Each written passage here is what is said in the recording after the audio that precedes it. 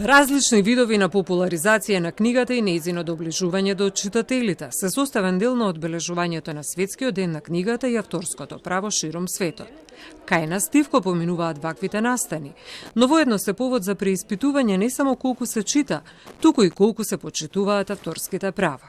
Борба со ветерници. Вака издавачите и преведувачите ја оценуваат состојбата со почитување на авторските права во издавачката дејност во Македонија. Веќе подолго време се соочуваме со разни прекршувања и од издавачки куќи, меѓутоа и воопшто од фотокопирници, секој кој што смета дека едноставно е многу лесно само да се преземе некое дело и да се репродуцира за во комерцијални цели.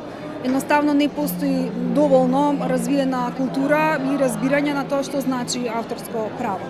Во нашата земја генерално се почитуваат авторските права, вели Дамјановска, која ја преведе на македонски јазик новелата Црвен сирак, дело на еден од најпознатите современи кинески писатели, нобеловецот Мо Јен.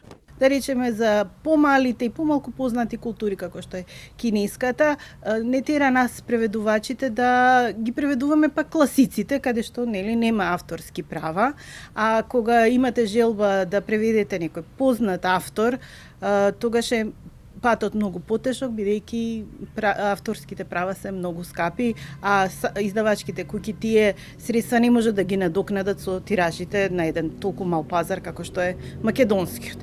Во светот има јасни критериуми, вели Клеопатра Филипова, сопруга на шпанскиот поет и лауреат на Стручките вечери на поезијата Хусто Хорхе Падрон, чија поезија е преведена на 44 јазици. Во Шпанија се многу почитувани авторските права и правата на преведувачот. Значи, се прават два договора посебно.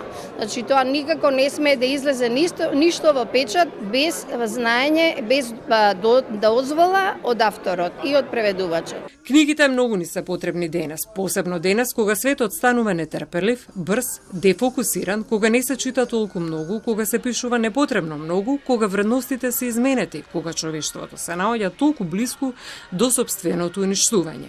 Забележа Ана Стојановска во македонската порака по повод Светскиот ден на книгата и авторското право востановено од УНЕСКО во 1995 година.